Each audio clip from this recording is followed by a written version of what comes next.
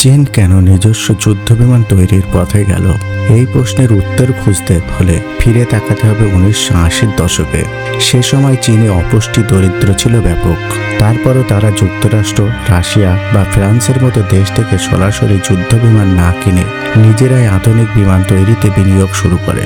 J-10C তৈরির করতে চীনকে সম্পূর্ণ নতুন করে প্রযুক্তির প্রায় 60% উদ্ভাবন করতে হয়েছে, কারণ সে সময়ে দেশটির প্রযুক্তি খাত ছিল তুলনামূলকভাবে অনগ্রসর। চীন বিদেশি দক্ষতা অর্জনে বৈধ অবৈধ উভয় পন্থা অনুসরণ করেছে। এই প্রবণতা এখনও অব্যাহত রয়েছে। জানা যায়, চীন যুদ্ধবিমান নির্মাণে গুরুত্বপূর্ণ অংশীদারের কাছ থেকে সরাসরি কেনার সুযোগ না থাকায় দীর্ঘমেয়াদী বিনিয়োগ ও কঠোর পরিশ্রমের মাধ্যমে তারা নিজস্ব প্রযুক্তির উন্নয়ন ঘটিয়েছে। পুরনো J-10C যুদ্ধবিমানের স্থলাভিষিক্ত হিসাবে J-10C নির্মাণ শুরু হয়। এই প্রযুক্তিগত চ্যালেঞ্জ মোকাবেলায় চীন ব্যাপক হারে মহাকাশ খাতে বিনিয়োগ করে। অন্য দেশের প্রযুক্তি নকল না করে তারা তা পর্যবেক্ষণ করে নিজেরই উন্নয়ন ঘটায়। 1980-র দশকে পশ্চিমা বিশ্বের সঙ্গে চীনের সামরিক সম্পর্ক উন্নতির ফলে তারা বিভিন্ন র্যাডার, ক্ষেপণাস্ত্র প্রযুক্তির বিষয়ে অভিজ্ঞতা অর্জন করে। এর মধ্যে ইসরায়েলের লাভি জেট সম্পর্কে কিছু প্রযুক্তিগত ধারণা পেয়েছিল চীন, যদিও J-10কে সরাসরি অনুলিপি বলা যাবে না বলেও দাবি করেন অনেকে। টিএনআর স্কয়ারে 1989 সালে বিক্ষোভের জেরে যুক্তরাষ্ট্রের নিষেধাজ্ঞা এবং পিসফার সামরিক কর্মসূচির সমাপ্তির ফলে পশ্চিমা দেশগুলোর সঙ্গে চীনের সামরিক যোগাযোগ দুর্বল হয়ে পড়ে। পরবর্তীতে চীন রাশিয়ার দিকে ঝুঁকে পড়ে এবং সোভিয়েত ইউনিয়নের পতনের পর রাশিয়ার আর্থিক সংকটের সুযোগ নিয়ে উন্নত প্রযুক্তি কিনে নেয়। আর এর ফলেই গড়ে ওঠে এমন একটি পূর্ণাঙ্গ প্রযুক্তি নির্ভর ইকোনমিক সিস্টেম, যেখানে চীন আজ সম্পূর্ণ স্বাধীনভাবে J-10C এর মতো বিমান তৈরি করতে সক্ষম।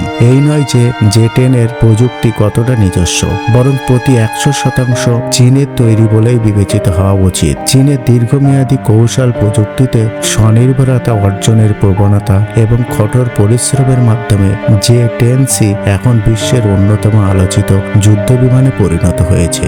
সাম্প্রতিক সংঘাতে ভারতের যুদ্ধবিমানকে পরাস্ত করার যে দাবি পাকিস্তান করেছে, তার মূলেও রয়েছে এই চীনের তৈরি J-10C যুদ্ধবিমান।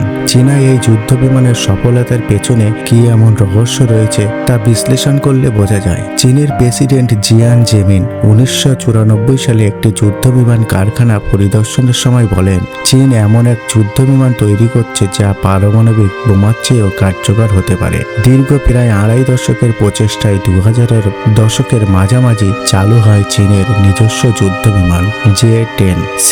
2018 সালে এটি পুরোদমে চীনা যুদ্ধবহরে যুক্ত হয়। এটি একটি মাল্টি রোল ফাইটার জেট, যা আকাশ যুদ্ধের পাশাপাশি স্থলভাগেও সুনির্দিষ্টভাবে আঘাত হানতে সক্ষম।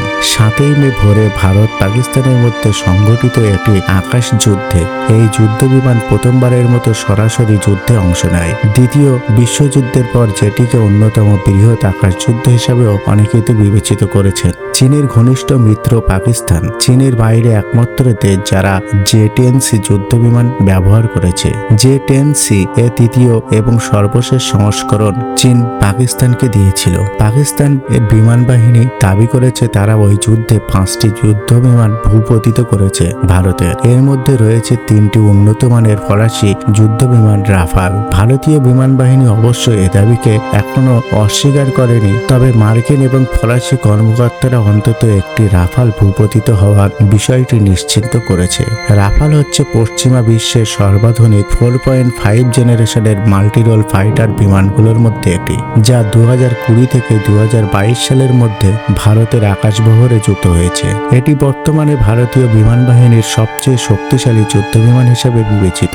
J-10C সাথে লড়াইয়ে রাফাল ভূপতিত হওয়ার ঘটনাটি একটি বড় ঘটনা হিসেবে বিবেচিত, কারণ এর আগে কখনোই কোনো রাফাল যুদ্ধে হারেনি। এই ঘটনার পর J-10C যুদ্ধবিমানকে আর কেবল মার্কিন F-6 এর কাছাকাছি বলে অবজ্ঞা করা যাচ্ছে না, বরং এটি এখন পশ্চিমা যুদ্ধবিমানের সঙ্গেও সরাসরি প্রতিযোগিতায় আসছে।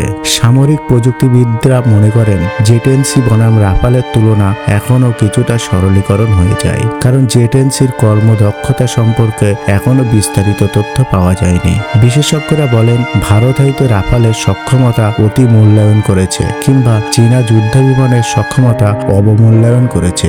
সুইস ফেডারেল ইনস্টিটিউট অব টেকনোলজির নিরাপত্তা বিষয়ক গবেষকরা বলেন, 7ই মের আকাশযুদ্ধ নিয়ে সীমিত তথ্য প্রকাশ এসেছে, তাই এই বিষয়ে নিশ্চিন্তভাবে মূল্যায়ন করা কঠিন। তিনি আরও বলেন, রাফাল ভূপতিত হওয়ার পেছনে পাইলটের কিছু ভুলও থাকতে পারে, অভিযান পরিকল্পনা ত্রুটি অথবা অন্য কোনো কৌশলগত ব্যর্থতাও হতে পারে।